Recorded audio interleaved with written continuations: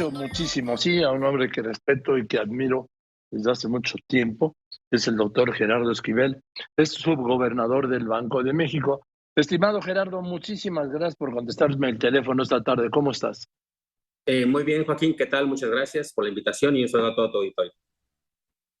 A ver, ¿cómo estás viendo, eh, doctor Esquivel? ¿Cómo estás viendo, doctor, el tema de la inflación, del incremento en las tasas, del disparo en los precios de los energéticos, aunque vengan ahora a la baja, de todos modos están altísimos? El incremento de todo lo que tiene que ver con los granos, la carestía de los fertilizantes, la guerra, la invasión rusa a Ucrania, la tensión en Taiwán, la inflación mundial. Digo, peor, perdón, casi imposible, ¿no, doctor? Sí, pues es un escenario muy difícil, muy complejo, como ya bien lo describes.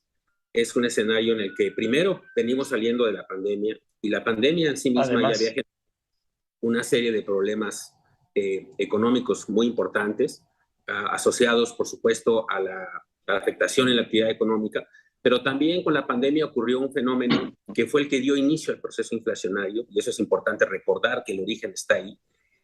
Cuando los agentes económicos, cuando las personas nos retiramos a nuestros hogares en el confinamiento o en el semi-confinamiento que vivimos después, pues cambió nuestro comportamiento, dejamos de consumir algunos servicios y empezamos a consumir muchas más mercancías.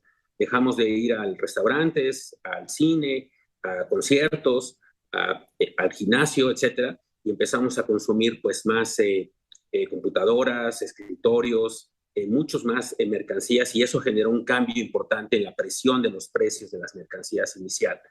Ese fue el primer choque inflacionario que viene desde la pandemia, desde 2021, digamos, empieza a manifestarse con claridad. Y luego a eso se suma, como bien señalas, el otro fenómeno, bueno, y vino junto con eso, por cierto, una presión que venía por todo lado de la logística.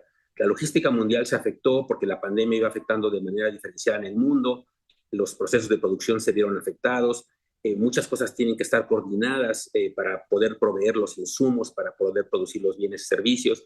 En la medida en la que había puertos enteros que estaban cerrados por la pandemia, se generaron retrasos. Todo eso generó cuellos de botella que generó presiones inflacionarias iniciales. Y a eso se sumó el primer trimestre de este año el conflicto en Ucrania, con la invasión de Rusia a Ucrania, que generó una presión en otros mercados, particularmente en dos grandes grupos de mercados, ¿no? En los energéticos, por el tema de Rusia y las sanciones comerciales que estaban viendo afectadas, y Rusia, como sabemos, es un gran productor de energéticos, el precio del petróleo y del gas subió inmediatamente en el mundo. Y segundo, el precio de algunos productos agropecuarios, los que estos países son grandes productores, tanto Rusia como Ucrania, y no solo son productores, son exportadores de estos productos. Y eso inmediatamente afectó la oferta de estos productos y generó presiones en este tipo de bienes. Esto fue el segundo gran choque que estamos viviendo, y eso generó esta presión inflacionaria que vivimos en México, pero que se vive en todo el mundo. Eso es algo que es muy importante tenerlo claro. México no es el único país que está sufriendo por esto. De hecho, México es de los países de la OECD con una menor tasa de inflación, como recientemente fue reportado. Hay países de la OECD que tienen tasas de inflación de doble dígito, es decir, arriba de 10%, 11, 12, hasta 13% tienen algunos países. Y por otro lado, eso generó o está dando lugar a las respuestas que los bancos centrales tenemos que dar para combatir la inflación y para evitar que esta inflación, que es resultado de estos factores y estas circunstancias, digamos, atípicas, pues se empiece a volver típico. Y lo que queremos es evitar que la inflación permanezca, que sea más duradera, y para hacer eso, pues lo que tenemos que hacer es subir las tasas de interés, entre otras cosas. El Banco de México en particular es de los bancos centrales que tiene pocas herramientas. Una de esas herramientas es la tasa de interés, y por eso hemos subido la tasa de interés. Otros bancos centrales tienen otras herramientas correspondientes a sus mandatos y a su amplitud de operaciones, y llevan a cabo otras actividades. Nosotros lo que estamos haciendo, y lo hemos hecho en las últimas decisiones de política monetaria, de hecho ya llevamos más de un año, recordemos, subiendo las tasas de interés, que llegó a estar en 4%, Ahora la hemos subido, en la última decisión, la más reciente, la subimos en 75 puntos base, es decir, 3/4 de punto porcentual, y la llevamos de 7,75% a 8,5%, que es uno de los niveles más altos que hemos tenido, al menos es el nivel más alto, de hecho, que hemos tenido desde que tenemos el régimen de objetivos de inflación, que actualmente es el que usamos en el Banco de México. Entonces es un contexto muy A complejo, ver, Gerardo, pero estamos sí, haciendo lo mejor posible para enfrentar la inflación. explícanos para que podamos entender todos, doctor Estrada, ¿por qué al subir la tasa buscan bajar la inflación? Sí, hay varios mecanismos. En la literatura se identifican varios mecanismos en los que la tasa de interés puede influir en la inflación. Uno de ellos es el que ocurre, digamos, de manera el más conocido, el más, digamos, natural, que es que al subir la tasa de interés, pues se encarecen el costo de algunas cosas, ¿no? El costo de pedir crédito, y eso implica que algunas decisiones de consumo e inversión se verán postergadas. Es decir, individuos que iban a pedir un crédito para comprarse un auto, a lo mejor ya no lo hacen. Individuos que iban a pedir un crédito para poner un proyecto de inversión, a lo mejor lo tienen que posponer por algún tiempo. Ese es, digamos, un canal. Sin embargo, ese canal toma mucho tiempo para que realmente opere, porque digamos, los agentes van tomando decisiones paulatinamente y eso va afectando la demanda, digamos, de consumo e inversión durante un tiempo más o menos prolongado. Hay un canal que opera más rápido en principio y que es el que realmente estamos tratando de influir en este momento, que es el canal de las expectativas de inflación. Lo que ocurre cuando hay inflación, como ahorita, Joaquín, es que el problema que tenemos, el riesgo que corremos, es que los agentes económicos, las personas que fijan precios y salarios, empiecen a creer que este nivel de inflación que estamos teniendo ahorita, de alrededor de 8%, pues va a permanecer. Ese es el riesgo que corremos y que piensen que deben ajustar sus precios en esa magnitud hacia adelante. Y lo que queremos tratar de decirles es, no, eso no va a ocurrir.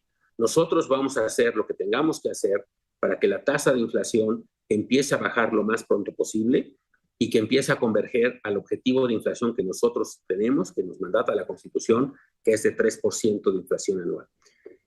Con estas acciones que estamos tomando, estamos mandando la señal de que nosotros vamos a tomar esas acciones para que los agentes económicos incorporen eso en sus decisiones y sepan que en el futuro la inflación va a ser menor de lo que es ahora, de tal manera que no se sientan presionados o tentados a ajustar sus precios de manera inercial. Lo peor que nos pudiera pasar, y ya lo vivimos en los 80s, por ejemplo, cuando la inflación fue muy alta, Sí. es que había una inflación inercial. Había inflación porque había inflación a futura, porque había inflación en el pasado, y eso se volvió muy difícil de reducir. Lo que nosotros queremos hacer ahora es mandar la señal de que no va a ser así, de que en aproximadamente un año y medio, vamos a estar de regreso en los niveles de 3%, para que los agentes económicos vayan entendiendo eso y vayan ajustando sus expectativas hacia abajo, y entonces eso va a ayudar, curiosamente, y quizá para algunos de manera sorprendente, el que la gente espere que va a bajar la inflación, ayuda a que baje la inflación. Entonces, ese es el mensaje más importante quizá por el cual estamos subiendo las tasas de interés. Nosotros aquí en México, pero todos los bancos centrales en el resto del mundo, la mayor parte de ellos por lo menos. Es la razón por la que la Reserva Federal está aumentando sus tasas de interés en Estados Unidos, es la razón por la que el Banco Central Europeo está subiendo sus tasas en Europa, etcétera. Entonces, eso es lo que ocurre en el mundo cuando estamos enfrentando una presión inflacionaria como la que estamos viviendo actualmente. Estoy hablando con el doctor Gerardo Esquivel, subgobernador del Banco de México. Tú eras seguramente un estudiante, eras un chavo, Gerardo, pero yo me acuerdo en el 87, 86, en el 87 las tasas de interés llegaron a estar arriba del 150% y la inflación también. Así es, justamente, y qué bueno que lo mencionas, ese es justo el tipo de episodios que no queremos vivir más en México y que hemos aprendido al respecto. En aquellos momentos eran circunstancias muy distintas, ¿no? El país tenía una situación, un déficit fiscal muy importante, un déficit en cuenta corriente muy importante, una presión inflacionaria que venía por el lado de la demanda, cosa que no es la situación actual. La situación actual, como dije, es resultado pues, de una serie de factores básicamente globales. Pero aún así, aunque sea no tan alta como en aquel entonces, no el mismo origen de la inflación, pues lo que queremos hacer es combatirla lo más pronto posible. Y ese es el mandato que tenemos aquí en el Banco de México, y a eso estamos apegados, y eso es lo que estamos tratando de hacer, y por eso es que subimos las tasas de interés, insisto, tratando de incidir por los distintos canales que incluye este mecanismo, y que esperamos que se reduzca la inflación relativamente pronto, como dije, tan pronto. Es un proceso lento, porque el proceso de fijación de precios toma tiempo y los agentes económicos van tomando tiempo en aprender lo que está ocurriendo. Y en ese sentido, pues nuestra estimación que tenemos en este momento es que regresaremos a nuestro nivel de 3% por allá del primer o segundo trimestre de 2024. Es decir, en más o menos un año y medio. Va a tomar tiempo, pero lo que queremos enfatizar es que la inflación de ahora en adelante muy posiblemente va a empezar a bajar. Tenemos estimado, y eso es importante mencionarlo desde ahora para que la gente no se sorprenda, Sí. que el punto más alto de la inflación ocurrirá en agosto o septiembre. Es decir, todavía puede ser que en agosto veamos una mala cifra de inflación, pero estamos más o menos convencidos, de acuerdo a las estimaciones que se hacen internamente, que hace el staff del Banco de México, que es un staff muy profesional, que a partir de entonces podrá empezar a bajar la inflación paulatinamente. Paulatinamente quiere decir que hacia fin de año vamos a estar alrededor de 8%, y todo el 2023 será un año de desinflación, o sea, en el que la inflación empezará a bajar poco a poco y que empezará a caer dentro de nuestro rango objetivo, que como se sabe es entre 2 y 4%, hacia fines de 2023, y llegará a su objetivo puntual, que es el más importante que tenemos nosotros, de 3%, por ahí, como dije antes, entre el primer y segundo trimestre de 2024. Entre tú y yo, Gerardo, déjame hacerte una pregunta. Tú llegaste al Banco de México a propuesta del presidente López Obrador cuando, por razones de salud, renunció Roberto del Cueto. Es decir, no te nominaron para el plazo original de 8 años, ¿no? Sino para terminar ese periodo. Así Y ese es. periodo termina ahora, ¿sí? El 31 de diciembre. Yo supongo que el presidente te va a volver a proponer, ¿no? ¿Tú estás de acuerdo? Bueno, no lo sé, es una decisión que tomará el presidente. Es una decisión, por cierto, en la que se involucran a dos poderes del Estado, ¿no? El Ejecutivo, que es quien propone, y el Legislativo, que es quien debe aprobar, en particular, en este caso, el Senado. Es una decisión que tomará el presidente. En aquel momento, a fines de 2018, el presidente me invitó a participar y me propuso, y es algo con lo cual estoy muy honrado, y es un honor y un privilegio estar en esta institución. Pero en efecto, me nominó para terminar un periodo de un subgobernador, el licenciado del Cueto, que había renunciado por temas de salud, y la ley establece que cuando ese es el caso, el tiempo en el que dura un subgobernador es el tiempo para el cual fue nominado originalmente la persona a la que sustituye. Y ese periodo, en efecto, termina a fines de este año.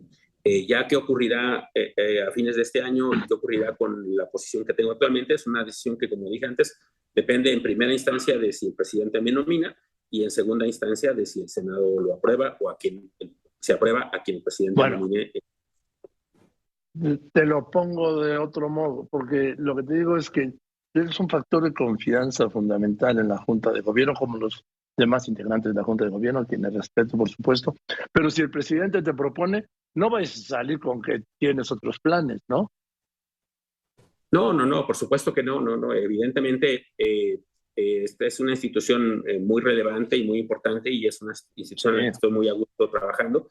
Si el presidente me propone, yo me sentiré muy honrado y con mucho gusto continuaré aquí si es el caso, pero insisto, es una decisión del presidente. También si el presidente tiene otra propuesta, pues está en toda su libertad como miembro del Ejecutivo de tomar esa decisión. Bueno, pues todos confiamos en que el presidente se proponga como gobernador así de tiempo completo, ¿sí? 8 años en el Banco de México. Te mando un abrazo con todo respeto y afecto, y además admiración, Gerardo, que te la tengo hace muchísimo tiempo, quizá antes de que me conocieras. Te mando un abrazo. Muchas gracias, Joaquín. Un saludo a todo tu auditorio, y muchas gracias por tus comentarios. Hasta luego.